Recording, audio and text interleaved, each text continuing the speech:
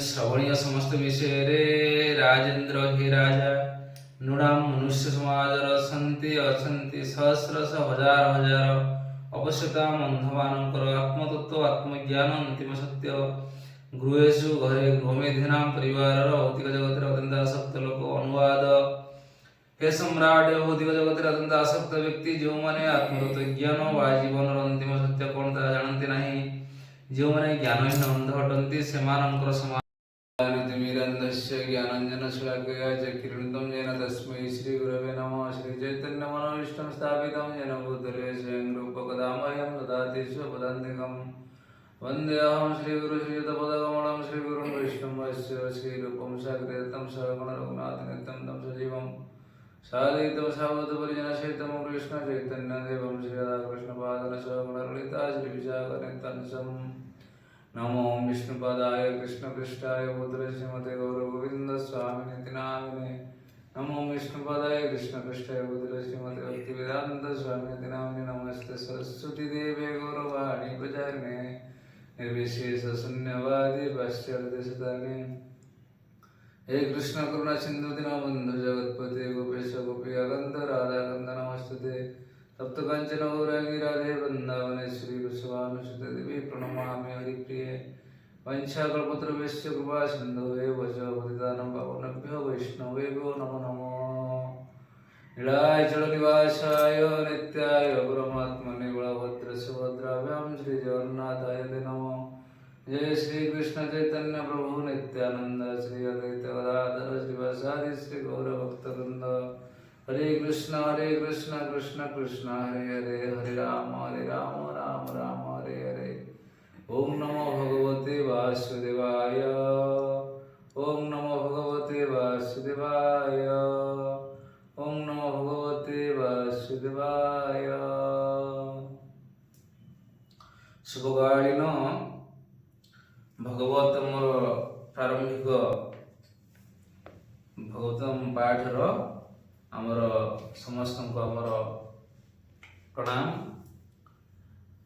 आमर श्री प्रभुपाद महाराज कृपारू आम नित्यम भगवत सेवा जोटा आमर वंदना भागवतम सबुदिन आम भागवतम गोटे गोटे श्लोक पाठ करवा उचित आचार्य पंथा अनुसार जहाँ निर्देश जहाँ से मैंने कहते आमको से तत्व ज्ञान आमको कथा श्रवण एवं कथा कीर्तन करने उचित। श्रीमद् भागवतम द्वितीय स्कंद प्रथम अध्याय प्रथम श्लोक जाइथिला द्वितीय श्लोक आम पाठ करवा। श्रीमद् भागवतम द्वितीय स्कंद प्रथम अध्याय द्वितीय श्लोक। श्रुतव्यादीन् राजेन्द्र नृणां सन्ति सहस्रशः अपश्यताम् आत्मतत्त्वं गृहेषु गृहमेधिनाम्। श्रुतव्यादीन् राजेन्द्र नृणां सन्ति सहस्रशः अपश्यताम् आत्मतत्त्वं गृहेषु गृहमेधिनाम्। श्रुतव्यादीन् श्रवणीय समस्त विषय रे राजेंद्र हे राजा नृणाम मनुष्य समाजर सन्ति अछन्ति सहस्रशः हजार हजार अपश्यताम अंधमानंकर आत्मतत्त्वम आत्मज्ञान अंतिम सत्य गृहेषु घरे गृहमेधिनाम परिवार रे भौतिक जगत रे अत्यंत आसक्त लोक। अनुवाद जय श्री प्रभुपाद महाराज की जय जय। ओडिया अनुवाद परम गुरुदेव गौरवंद स्वामी गुरु महाराज की जय। प्रामाणिक शास्त्र मानकरे गृहस्थ जीवन रो दुईटी वर्णना अछि। गोटे हेला गृहस्थ अन्यटी हेला गृहमेधी। सेमाने होजति गृहस्थ जो माने सेमानंकर पत्नी ओ पिला मानक सहित वास करन्ति किंतु सेमाने जीवन अंतिम उद्देश्य परम सत्य भगवान को किपरि पाइबे सेति उचित अनुरूप जीवन यापन करती किंतु सेमाने होजति गृहमेधी जो माने केवल निज परिवार रे केंद्रित होई रहिथांती एवं केवल से परिवार लोकमानंकर सुख सुविधा କଥା ଚିନ୍ତା କରନ୍ତି। ପୁନଶ୍ଚ ସେମାନେ ଅନ୍ୟମାନଙ୍କୁ ହିଂସା କରନ୍ତି। ମେଧି ଶବ୍ଦର ଅର୍ଥ ହେଉଛି ଅନ୍ୟମାନଙ୍କ ପ୍ରତି ଈର୍ଷାଳୁ। ଗୃହମେଧିଗଣ କେବଳ ସେମାନଙ୍କର ପରିବାର, ସ୍ତ୍ରୀ, ପୁତ୍ର ଆଦିଙ୍କ ବିଷୟରେ ଅତ୍ୟନ୍ତ ଆସକ୍ତ ହୋଇ ପଡ଼ିଥାନ୍ତି। ତେଣୁ ସେମାନେ ଅନ୍ୟମାନଙ୍କୁ ହିଂସା କରନ୍ତି। ସେଇଥିପାଇଁ ଗୋଟିଏ ଗୃହମେଧି ଅନ୍ୟ ଗୃହମେଧି ପ୍ରତି ଭଲ ବ୍ୟବହାର କରେ ନାହିଁ। ଏବଂ ବିସ୍ତୃତ ରୂପରେ ଏକ ଜାତି, ଏକ ସମାଜ କିମ୍ବା ଏକ ରାଷ୍ଟ୍ର ଅନ୍ୟ ଏକ ଜାତି, ସମାଜ ବା ରାଷ୍ଟ୍ର ସହିତ ସ୍ୱାର୍ଥପର ଭାବରେ ମନୋବୃତ୍ତି ରଖି ତଦ୍ରୂପ ସମ୍ବନ୍ଧ ସ୍ଥାପନ କରିଥାନ୍ତି, ଯାହାକି ସୁସ୍ଥ ସମ୍ବନ୍ଧ ନୁହେଁ। ଏହି କଳିକାଳରେ ପ୍ରାୟ ପ୍ରତ୍ୟେକ ଗୃହସ୍ଥ ଅନ୍ୟ ଗୃହସ୍ଥ ପ୍ରତି ଈର୍ଷାଚରଣ କରିଥାଏ, କାରଣ ସେମାନେ ଜାଣିନଥାନ୍ତି ଜୀବନର ଅନ୍ତିମ ଲକ୍ଷ୍ୟ କ'ଣ। ସେମାନେ ଜ୍ଞାନହୀନ ହୋଇ ଅନ୍ଧଭାବରେ ଜୀବନଯାପନ କରୁଥାନ୍ତି।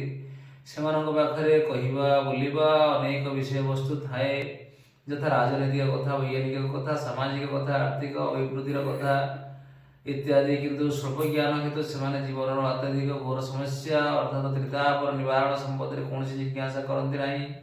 ଜୀବନର ଦୁଃଖମୟ ସମସ୍ୟା ହେଉଛି ଜନ୍ମ, ମୃତ୍ୟୁ, ଜରା, ବ୍ୟାଧି।